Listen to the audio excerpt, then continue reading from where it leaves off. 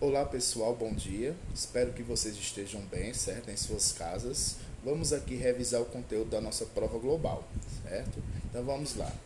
Esse quarto período a gente viu aí o estudo da cinética química. O que seria na verdade a cinética química? É o estudo da velocidade, ou seja, das taxas, né? Na qual as reações químicas ocorrem, ou seja, da velocidade em que as reações químicas elas acontecem. Ela tem como objetivo compreender as reações químicas em sua evolução macroscópica e microscópica, certo? São reações químicas no nível molecular. Eu tenho aí um exemplo de uma reação. A reação é composta de duas partes, certo? Eu tenho aí a reação entre o hidrogênio e iodo no seu estado gasoso, certo? Se vocês observarem o que seriam essas duas partes, uma antes da seta e uma depois.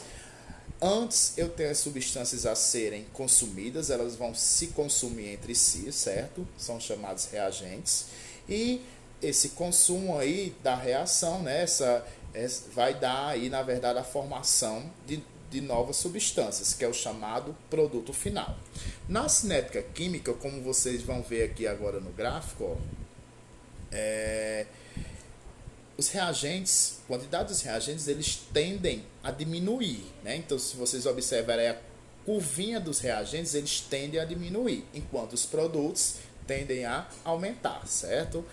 O que acontece? Na prova, basicamente, a gente vai ter aí o cálculo da energia de ativação. Antes da gente iniciar esse cálculo, a gente vai ver o que é essa energia, né? Na verdade, certo? Que seria a energia de ativação?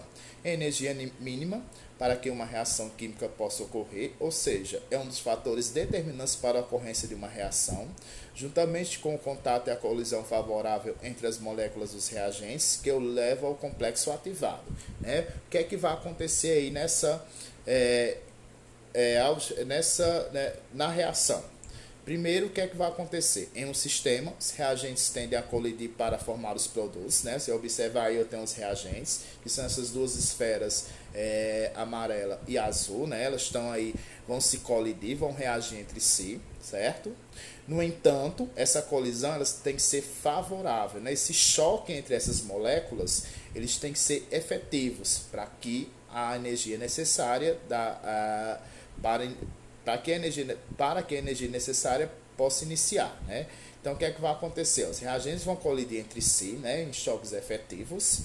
Nessa colisão vai haver a formação do complexo ativado e, ao chegar ao complexo ativado, que é a energia máxima que uma reação chega, né, pode chegar, vai acontecer a formação dos produtos, que é como vocês estão vendo aí, né, no finalzinho da reação, certo? Gráficos endotérmicos e exotérmicos para a energia de ativação. A energia de ativação varia de acordo com o tipo de reação química. Nas reações endotérmicas ela é maior do que nas exotérmicas. Então, sempre no gráfico, a energia de ativação nas reações endotérmicas é maior, enquanto nas exotérmicas é menor. Eu tenho aí duas fórmulas, você já foi trabalhar nos exercícios, mas para a prova eu vou querer apenas uma. A primeira fórmula, que é o cálculo da variação de energia, onde eu tenho ΔH, certo? É igual a entalpia dos produtos menos a entalpia dos reagentes. Ou seja, eu vou pegar aquele valorzinho que está lá no gráfico, né, referente aos produtos, e diminuir pelo valorzinho que está sendo indicado pelos reagentes, que no caso aí eu não vou usar na prova. Na segunda fórmula, eu tenho cálculo da energia de ativação. Essa segunda fórmulazinha aí é o que vocês vão usar na prova, certo? Como é que se calcula a energia de ativação? EAT, que significa energia de ativação, é igual à energia do complexo ativado menos energia do reagente. Quando a gente chegar lá embaixo no gráfico, a gente vai ver quem é a energia do complexo ativado e quem é a entalpia dos reagentes, que eu vou pegar os valores, substituir na fórmula e vou calcular, certo? Aí só para você entender o que tem nessas duas formulazinhas. O ΔH é a chamada variação de entalpia, ou seja, variação de energia, certo? HP, entalpia dos produtos, ou então energia dos produtos. HR, entalpia dos reagentes ou energia dos reagentes. EAT é energia de ativação e SA é energia do complexo ativado, certo? Aí para vocês entenderem melhor, vamos ver aqui dois gráficos. No primeiro gráfico, eu tenho uma reação endotérmica, certo? Se vocês observarem aí, a reação, para ela ser endotérmica, ele tem que ser positivo, ou seja, o ΔH vai ser maior que zero, sempre um valor positivo, então para a reação ser endotérmica, sempre no gráfico o que é que vai acontecer? A energia dos produtos, ó, se você observar na curva aí, vai ser maior do que a dos reagentes. Ó. Eu tenho aí os reagentes, né, bem embaixo começando, ó, aí vai ter aí essa curvazinha que é o chamado, que é a energia onde a energia de ativação vai agir até formar o complexo ativado. Ao chegar no complexo ativado, que é o topo da curva, ela vai aí formar os produtos. Então, se eu observar aí, ó, os produtos eles estão bem acima, ou seja, eles são maior, né? A energia deles é maior do que a dos reagentes. Então, eu tenho um gráfico endotérmico. No segundo gráfico ao lado, ó, eu tenho aí um gráfico tido como exotérmico. No gráfico exotérmico, o que é que acontece? O ΔH é sempre menor que zero, ou seja, o ΔH é sempre negativo. Deu ΔH negativo, a reação é exotérmica. O que é que vai acontecer no gráfico de uma reação exotérmica? A energia dos produtos é menor do que a energia dos reagentes. Ó, se eu observar no gráfico aí exotérmico, os reagentes eles começam bem acima, aí vai acontecer a energia de ativação, onde eles vão chegar ao complexo ativado, que é o topo da curva, certo? E vai acontecer a formação dos produtos. Ó, os produtos estão bem abaixo, né? Então tem aí uma reação exotérmica, ou seja, a energia dos produtos é menor que a energia dos reagentes, certo? Então vamos lá para o que vai cair na prova, certo? Exemplo 1, interpretação do gráfico de entalpia, ou seja, interpretar o gráfico onde vai ter uma reação, certo? E a gente tem que interpretar. Então vamos lá, como é que se interpreta um gráfico aí de entalpia aí quando se fala aí em cinética química, certo? Esse primeiro trajeto, aí eu tenho aí a energia, né? O eixo da energia em favor aí do caminho da reação, certo? Aí vamos lá. Esse primeiro trajeto aí eu começo com o número 1. O número 1 sempre vai estar os reagentes. Então, as substâncias, o que vai estar representado aí nesse espaço onde eu tenho o número 1, são chamados reagentes, certo? É a entalpia de energia, ou seja, a entalpia dos reagentes. Sempre vai ser os reagentes. Em 2, que eu estou vendo aí, na verdade, essa setinha, ó, onde eu tenho representado essa setinha aí, né, na verdade em 2, o que é que vai acontecer? É a setinha onde eu tenho aí que vai acontecer a energia de ativação, certo? Então, sempre em 2, que vai ser representado por essa seta, certo? Uma setinha aí que eu tenho bem aí no meio, ó, eu tenho energia de ativação. Em 3, que é o topo da curva, lembra que lá no início eu falei que o topo da curva é o chamado complexo ativado, é a energia necessária, né, a energia final para que a reação aconteça, certo? E 4, que é terminando aí o meu gráfico, né, terminando aí na verdade o gráfico, eu tenho aí os produtos. Então, só repetindo, 1 são sempre os reagentes, certo? 2, que essa setinha, né, que vai vir representada aí no meio da curva, né, dentro da curva, eu tenho a energia de ativação.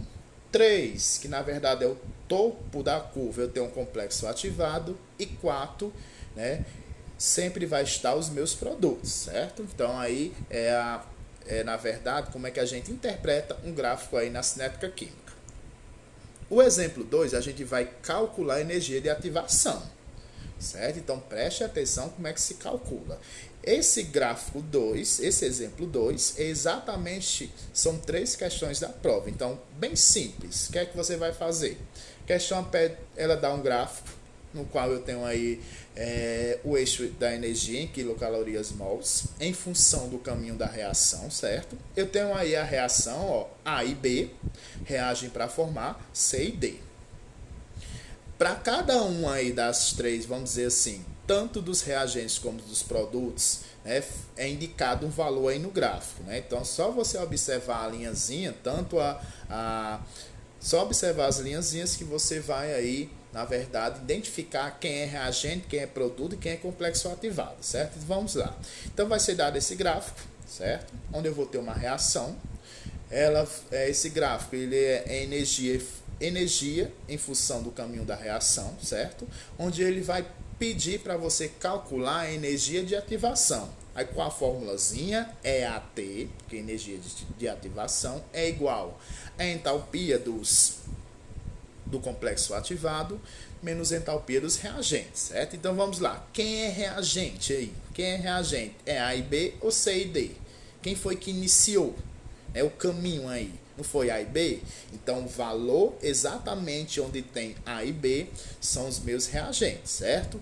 Quem é o complexo ativado? Que é a entalpia do HCA. Quem é HCA? É sempre o topo da curva, né? Então, o topo da curva lá está indicando 30. Então, 30 é a energia do complexo ativado. Aí, substituindo na formulazinha, olha como é que vai ficar. Ó.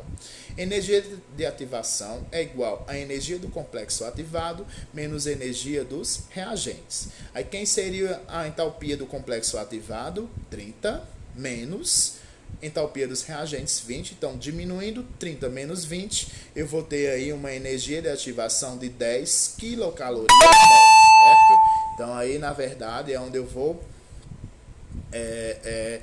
como é que eu vou calcular a energia de ativação, certo? É só pegar o valorzinho correspondendo ao complexo ativado. Onde é que está o complexo ativado? Sempre no topo da curva. No caso aí, esse gráfico está indicando 30. E diminuir pela energia dos reagentes. Que os reagentes aí, como é A e B, né? Que é sempre o início da reação, está indicando 20. Então, 30 menos 20, eu tenho uma energia de ativação de 10 quilocalorias mol, certo? Então, o cálculo é bem simples, certo? Então, vamos lá. Analisando esse gráfico, certo?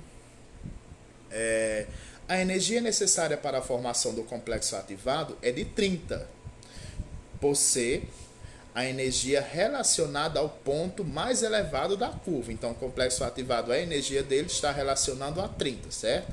A energia de ativação dessa reação seria de 10 quilocalorias, porque ela parte dos reagentes que apresentam energia de 20 calorias e termina no complexo ativado que apresenta energia de 30 calorias, conforme o gráfico mostra. Ou seja, diminuindo 30 menos 20, eu tenho uma energia de ativação aí de 10 quilocalorias mol, certo? Então assista o vídeo, leia o material com muita atenção e logo após vocês aí acessem um link e resolvam a prova com muita calma, certo? São só 5 questões, 3 correspondem ao cálculo da energia de ativação, certo? Que é esse segundo exemplo. E 2 correspondem a apenas interpretar o gráfico, que no caso é esse primeiro exemplo. Então, tchau, tchau, certo? Até a próxima, na verdade, certo? Espero aí que vocês façam uma boa prova e qualquer dúvida é só me procurar.